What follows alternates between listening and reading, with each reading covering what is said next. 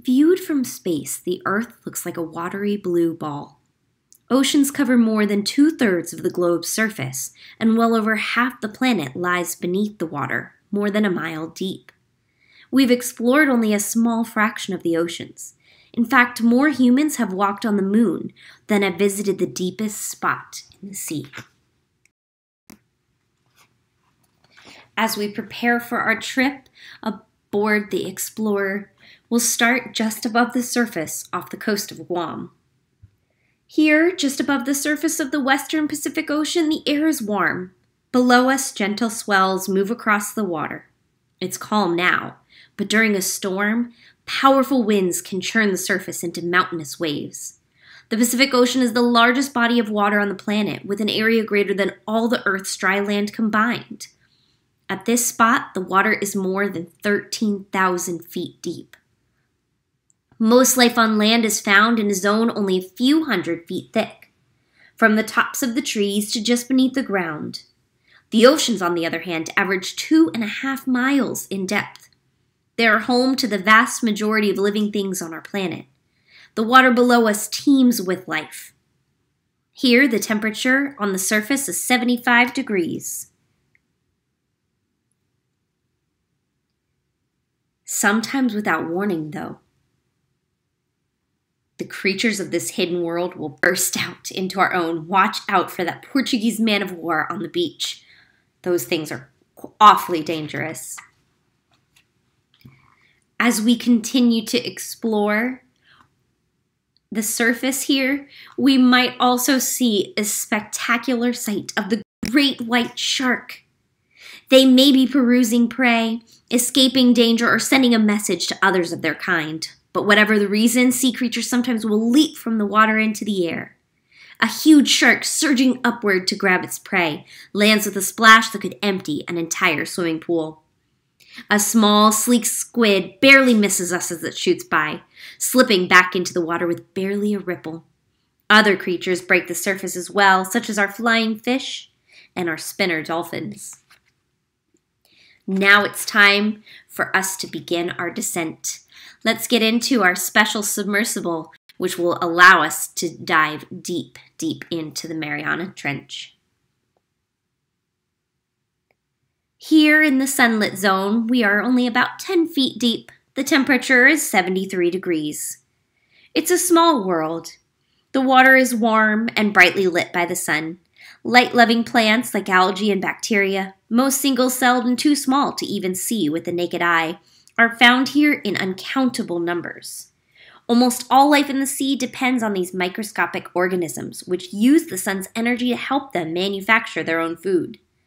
They themselves are food for billions of animals, including shrimp like krill. Krill and other small organisms that drift along with ocean currents are called plankton. Mackerel and other fish gather in enormous schools to feed on plankton. Diving down deeper to 33 feet, our temperature is 73 degrees. At a depth of just 33 feet, the sunlight is already beginning to fade. The pressure is increasing. When we are above the surface, the weight of the air over our heads presses on every part of our bodies. The pressure isn't noticeable unless it changes, such as when our ears pop in a fast elevator ride or on an airplane. Water is much heavier than air, though, and already the pressure has reached 2 atmospheres, twice what we experience out of the water. We are about to dive as deep as most humans can dive without scuba gear. Luckily, though, we're in that submersible. Life flourishes here. Large, fast-swimming predators eat the smaller fish, herding them into balls of swirling fish in schools. Seabirds, some capable of diving depths 220 feet, will attack from above. Other animals feed on seaweed or jellyfish. We have fish such as the bluefin tuna, the sailfish, these mackerel here. Our green sea turtles might dive down deep to get some jellies here. And then we have our bigger fish such as the mola mola. Not all large fish are fast-swimming hunters, though. Both the whale shark, the world's largest fish, and oh my goodness, look over there, the manta ray. It's It's a gigantic manta ray is feeding directly on plankton.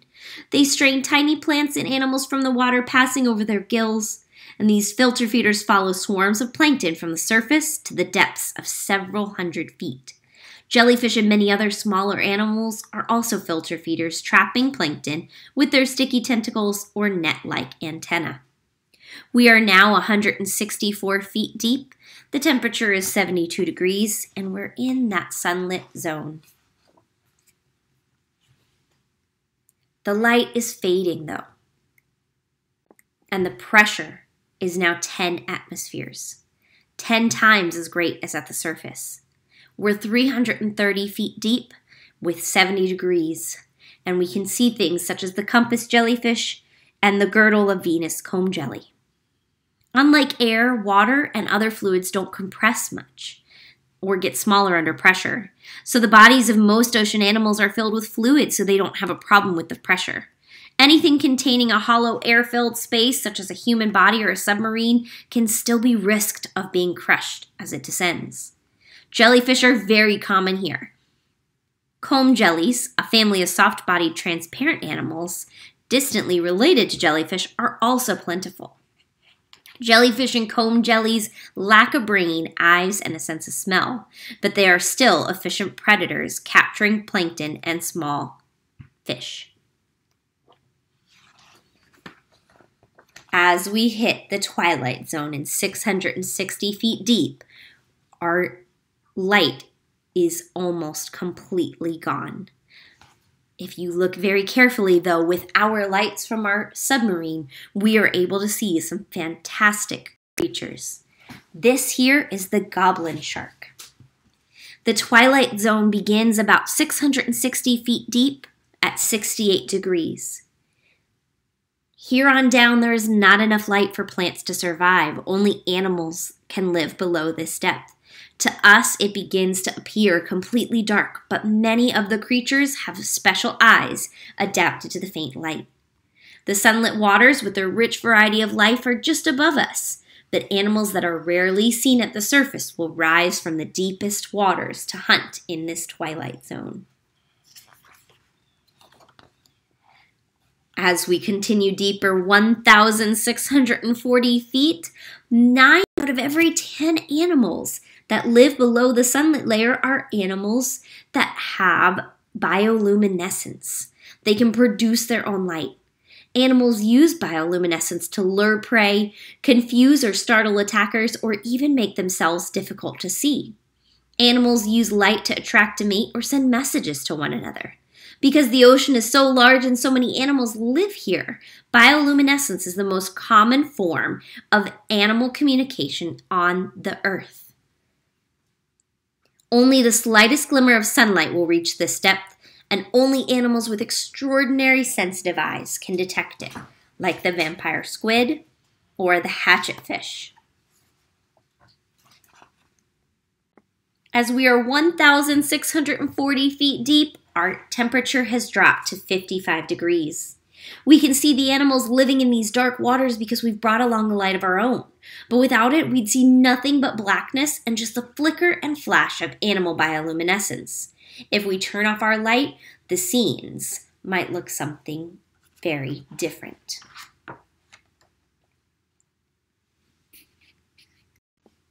At 3,300 feet deep, our temperature is now 42 degrees Fahrenheit. It looks as though it's snowing. We've now reached the dark zone. Not even the faintest sunlight can reach us here. It's getting colder and the pressure is enormous. There are very few submarines that can dive this deep without being crushed. Luckily for us, we are not in one of those. All around us is a delicate marine snow that looks like it is falling. It's composed of dead plankton, fish scales, and animal waste, and bits of larger creatures that have died in the waters above. These particles are the basis of life here. Some animals will feed on this marine snow and become prey for larger hunters. Right here we can see a deep-sea jellyfish. In this layer we might also see an arrowworm, or a pelican eel, or even a pram bug. As we dive even deeper, 5,000 feet deep, our temperature is 41 degrees. Here you can see that marine snow falling down around this fish. This here is the hairy angler. Animals that live in pitch black water have developed some unusual ways of defending themselves and finding prey. One deep sea shrimp squirts a bright sticky goo into the face of its attacker. The hunter is lit up with the glowing gunk and unable to hide. He will likely become the victim himself. Other dark zone creatures attract prey with glowing lures. The female hairy angler dangles her lure at the end of a stalk, protruding from her head. She has a small fish attached to her side, and it's the male, which has fastened itself to the female with special teeth. Soon his body will fuse to hers, and there he will remain, living off the female's body for the rest of his life. Curiouser and curiouser indeed. As we continue our descent, 6,500 feet, 36 degrees, it's getting mighty chilly, but thankfully we're in that submarine. The water is very cold, and we might see even more spectacular fish, such as the fang-tooth or the black swallower. The water is very cold. We began our descent in warm tropical water, but at these depths, the ocean is the same frigid temperature everywhere in the world. The pressure is so great that only a few research vessels can explore here. There are fewer animals to be found, and the ones that do live here may have to go a very long time in between their meals. Unlike the large, fast-swimming predators of the sunlit zone, most animals here are actually very small and need less food. They ambush their prey, waiting quietly for it to get close, and lunge at it with their sharp, long teeth. Some hunters have a stomach that can stretch to many times its normal size, allowing them to swallow an animal that is even larger than they are. While this guy looks pretty dangerous, I'm glad that we are in our submarine. Oh, especially if you look over there as we get even deeper in the dark zone, 10,000 feet, 36 degrees, and we can see a giant squid attacking a sperm whale. The sperm whale is the largest predator on the planet. Like all whales, the sperm whale is a mammal, and it must still come to the surface to breathe. As it hunts for giant squid, its favorite food, the sperm whale has to dive deeper than any other air-breathing animal. When attacked, the giant squids fight back, and many sperm whales are deeply scarred with squid sucker marks. So you can see this guy has definitely had a few run-ins with some squids before. Hopefully he'll get to eat his meal. The fierce battles of these giants takes place in total darkness, so many scientists have never been able to see.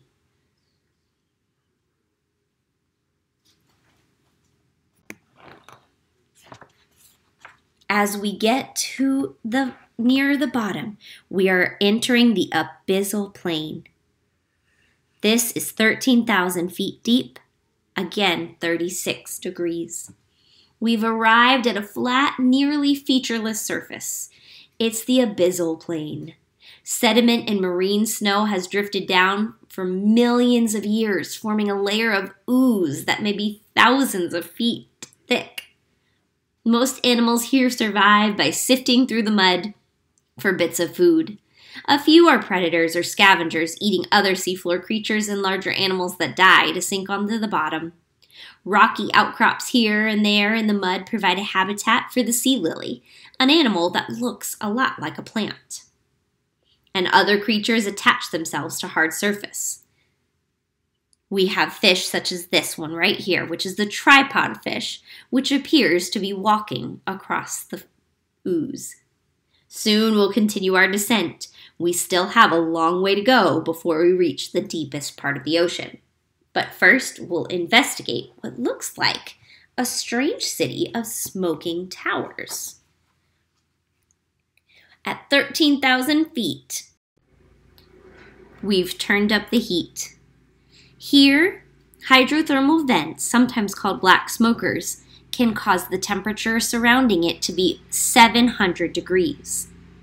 But the average water temperature here is still 36. The dark plumes are formed by minerals in the volcanically heated water. The water, which can be hot enough to melt lead, will pour from the openings in the seafloor. The minerals in the water collect and form towers, some as tall as 10-story buildings. Here we have a community of animals that get their energy from the sulfur-loving bacteria, such as the vent crab, mussels, vent octopus, and even these red and white giant tube worms. Not far from these vents, the seafloor will drop away into a deep trench where we will continue our journey downward. It's time for us to reach the deepest spot.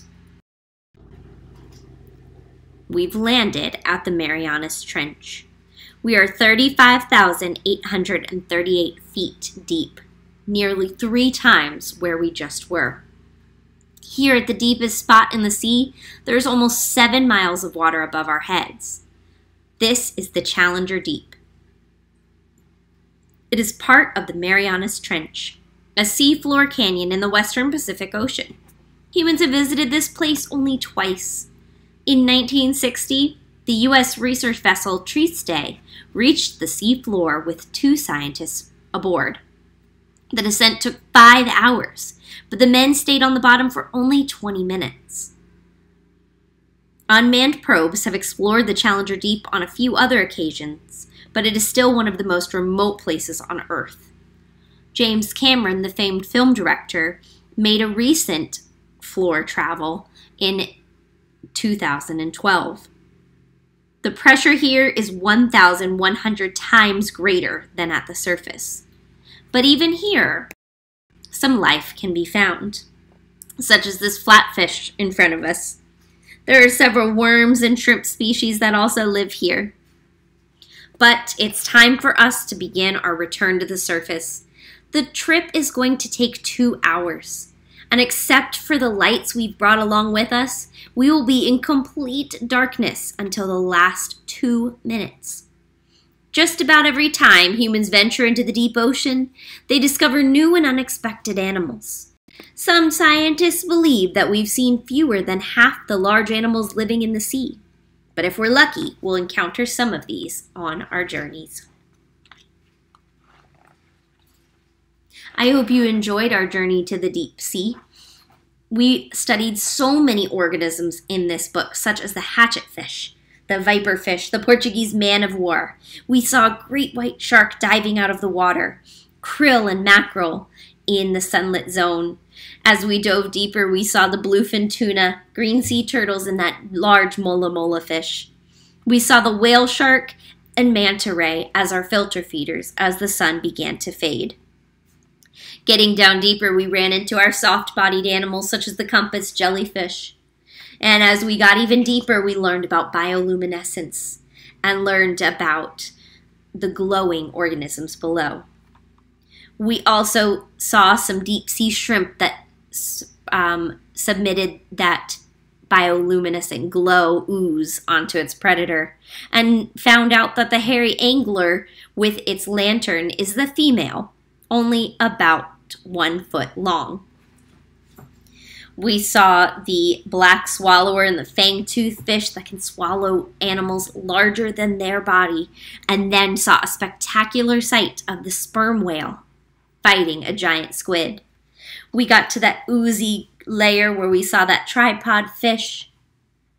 We even got to experience some giant tube worms, which can be larger than humans. We also went to the very bottom and saw that flatfish, observed by scientists or photographed by probes. We were lucky to see those with us. I hope you enjoyed this book. This book was written by Steven Jenkins.